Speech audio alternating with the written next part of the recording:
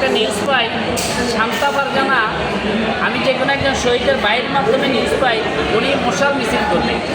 তো আমি দ্রুত শুই না, আমি বাসার থেকে বেরিয়ে যাই, একটা হুন্ডা নিয়ে আমি আসি প্রেস ক্লাবে। আমার সাথে একটা শহীদের বাইক ছিল। তো এর আগে আর একটা ছেলে আছে, ওই ছেলেটাকে আসলে বেদরক মারধর করছে এই বদমাশ মহিলা আয়াস।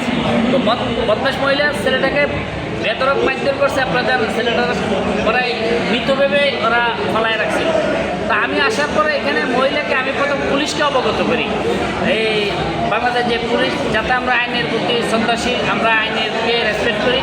আমি পুলিশকে অবগত করি এই একজন সন্ত্রাসী মহিলা কীভাবে এখানে যে তারা ভ্রমণ সরকার অবৈধ বলে, এরপরে আমরা নাকি আমাদের সন্তানরা নাকি জঙ্গলি, বিভিন্ন ওই দেশের সেই ইসলাম বিন্দী একজন মহিলা ইন্ডিয়ার ফিক্সেশনে বাজে কথাবার্তা বলে, এখানে কী করে মিটিং করে, এই কথা বলার সাথে সাথে আমার উপর অতর্কিতভাবে এখানে তার ক্যাডার বাহিনী ছিল।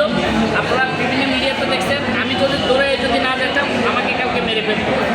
তা আমি একজন শহীদের বাবা হিসেবে আমি যদি আজকে এভাবে মৃত্যুর ঝুঁকিতে থাকি, আমার গায়ে কালকে হাত দেওয়া মানে এটা জনাব তারেক রহমান স্যারের গায়ে হাত দেওয়া, আমার গায়ে হাত দেওয়া মানে স্বরাষ্ট্রমন্ত্রীর গায়ে হাত দেওয়া। আমাদের সন্তানরা জীবন বিসিবি দেয়, আজকে তারেক রহমান স্যার প্রধানমন্ত্রী হয়েছে। আমাদের সন্তানরা জীবন বিসিবি দেয়, আজকে স্বরাষ্ট্রমন্ত্রী হিসাব স্বরাষ্ট্রমন্ত্রী হয়েছে। তা আমরা চাই ওনারা এটা সুস্থ বিচার করবে। এই মহিলা কালকে আমাকে মেরে ফেলার জন্য পুরো ভাড়াটিয়া গুন্ডাবা করে আমাকে দেখছেন রাস্তার বাইরে ফেলায় কীভাবে কী দিশা মারছে। যদি আমি আমার সেফটির মতো আমি দৌড়াই না যেতাম, ওরা কালকে আমাকে মেরে ফেলত।